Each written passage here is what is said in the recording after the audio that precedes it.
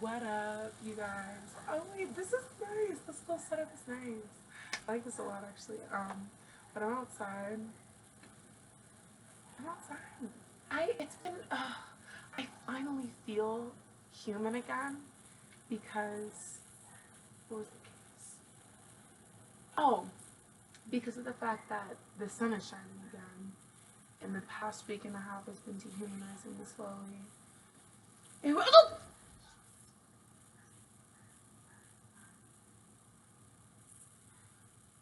I feel like a fly landing on me doesn't freak me out too much.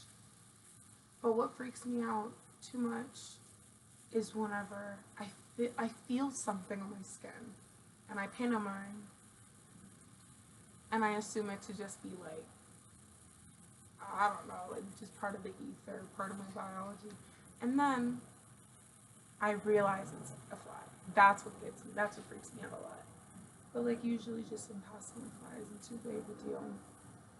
Unless it's like,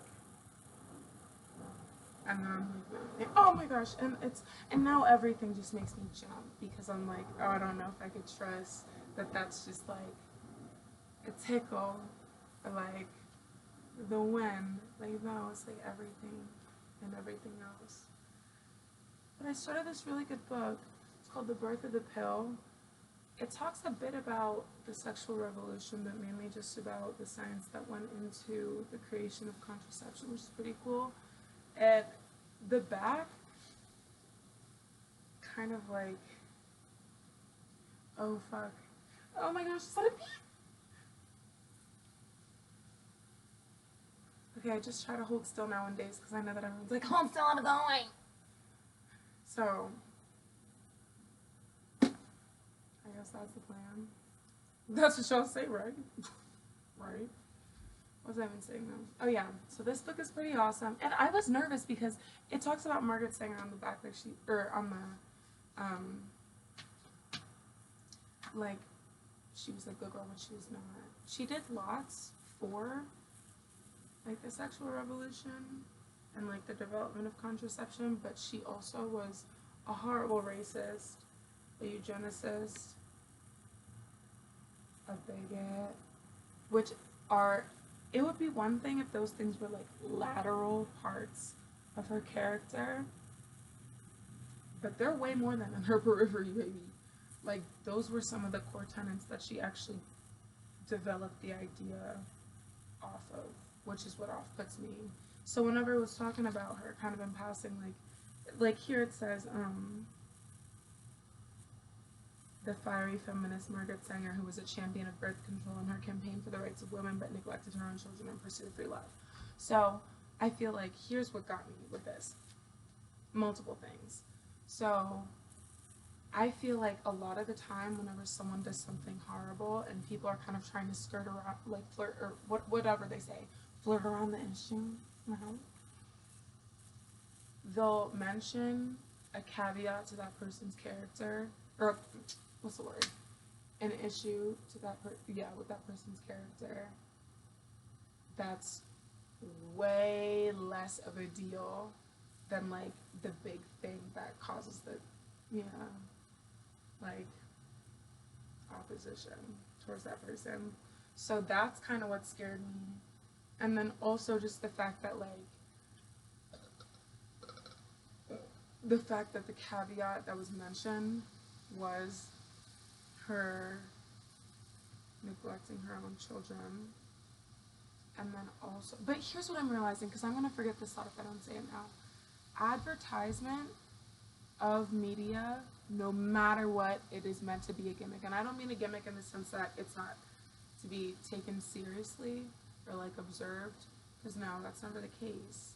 But what is the case is the fact that if you're advertising something, the goal is to,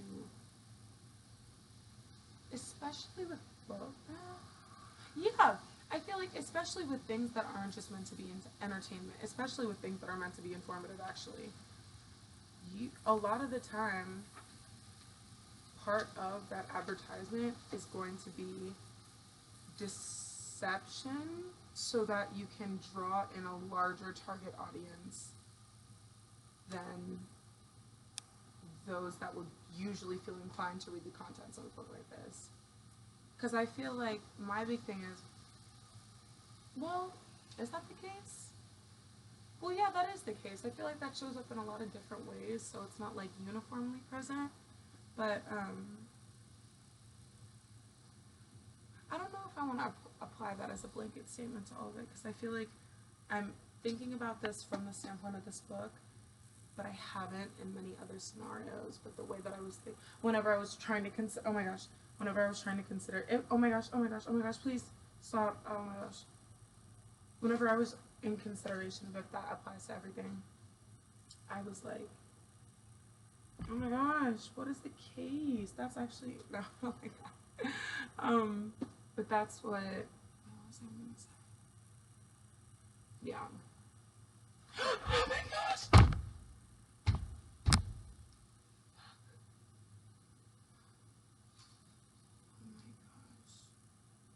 Wow. And the whole time somebody just wants to spend some quality time outside. Whole time. What are we talking about? I'm outside. Like, I'm in their ether. I don't know what the fuck I'm talking about. But also, it is kind of just like, can you, like, hey, can you chill the fuck out just a little bit? That's just my main qualm. But this book overall is pretty good. I do like, yeah, so what I was saying though in the first place, because I don't remember if I said it or not, I went house painting yesterday. Well, that's what I was saying in the first place, but I went house painting yesterday and that was awesome. I was so tired. I'm still so tired. I should be asleep right about now. I should be going to sleep right about now. I was like, hey, what was I saying? Oh, I was nervous that they weren't going to touch on the fact that she was kind of like a terrible person. And I'm only like 30 pages in and they already have albeit it was for like 2 sentences, so I'm hoping that they actually follow up on that. Well, but also her history, I'm realizing, well, I can't make any encompassing statements until I am done with the book. I realized yesterday I was having a very important conversation with myself, or was it this morning? It was this morning. It was actually this same book that made me think about it. But I tend to make very all-encompassing statements before I know the entirety of a concept, which just isn't a good thing to do for multiple reasons. So first of all, I feel like my inclination towards exploring certain things has a lot to do with the connotation that it has in the world outside of whatever I'm reading, or my own interest in it. Or my interest is usually sparked on, yeah. But it makes it so that I limit myself from consuming all sorts of media from one standpoint that I've developed with kind of like a very bird's eye view of what actually something is, which I'm like, no, I don't want that to be the case. I feel like my lifetime journey is to know as many things as I can know and experience as many different, not experience necessarily, but like trace the reasoning of as many different perspectives as I can, because I'm just like, I feel like genuinely, yeah, overarchingly, my life purpose is to learn, to create, and to just explore. So I'm like very, yeah, but I'm like, I feel like I feel like as I've grown older, skepticism for the world around me has turned to cynicism against the things that I don't like. Which, you know what? It's fair to not like things. I'm not going to say that it just shouldn't be the case that I don't like certain things. Because no, that's literally what human nature, human exploration is for. Developing your opinion, like factoring whatever is really important to you into like your moral culture and whatnot. But what I'm realizing is cynicism is what kills skepticism, and it makes it so that I kind of have this like inherent steadfastness on whatever it is that I'm thinking about, which just stops my exploration. So it's very full circle counterproductive if I want to know as many things as I can know by the end of this lifetime. So I'm just like, I'm trying not to have that just like adamance on the things that I believe to be true, because I'm like, I'm allowed to enjoy something in its entirety with an understanding of the fact that I am limited to my understanding of that thing based off of the information that I know. Or, yeah. Wait. I'm limited for my understanding off of the thing for the sole fact that I have only consumed maybe like point something percent of all of the media that exists out in the world of that thing, or all of the information. And also, I wasn't a first person like viewer of these things. So as much as I am like, yeah, Margaret Sanger is like a bad person, period, I'm also like, I shouldn't base my understanding of what I think this book is going to be off of how they mentioned one person that was part of the development of contraception in like a sentence of the book cover. Because right now I'm fucking up this book, and even though I'm not the biggest fan on the fact that her history hasn't been touched on enough yet, A, I'm 30 pages in, and B, I have learned so many things in like the periphery of like the conversation about like the pioneers, because there are just so many, like, I had no clue that Hugh Hefner played the role that he did in like the sexual revolution. I just thought that he was some like white pedophile, which also is true, but that's a whole like he like apparently like I just thought that he was just some like random man whose like special interest was sex with women far out of any reasonable you know what the fuck I'm talking about. But now I'm just like, whoa. Because not to be like, oh, he's such a great person now, because that's not the case. But I just never knew that. Like, it's like the more you know. And then also, I never knew that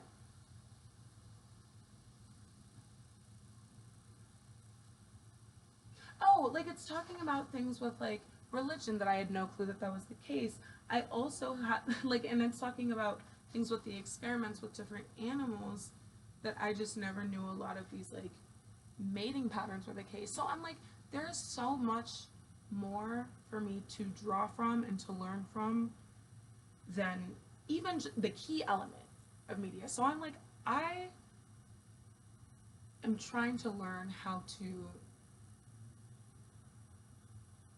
save perception. No. Well, yeah, two things. So I'm trying to learn how not to immediately apply. Oh, shoot. First of all, to make premature judgments.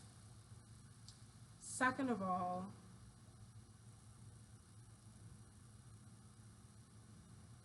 to apply those premature judgments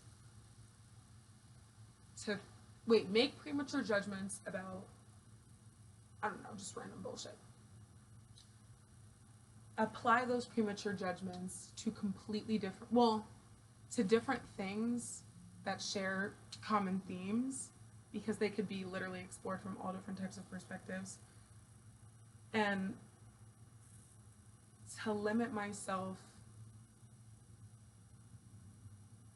any chance of not seeing someone's understanding and agreeing with it, but just the act of seeing someone's understanding because of the fact that it doesn't align with my moral culture.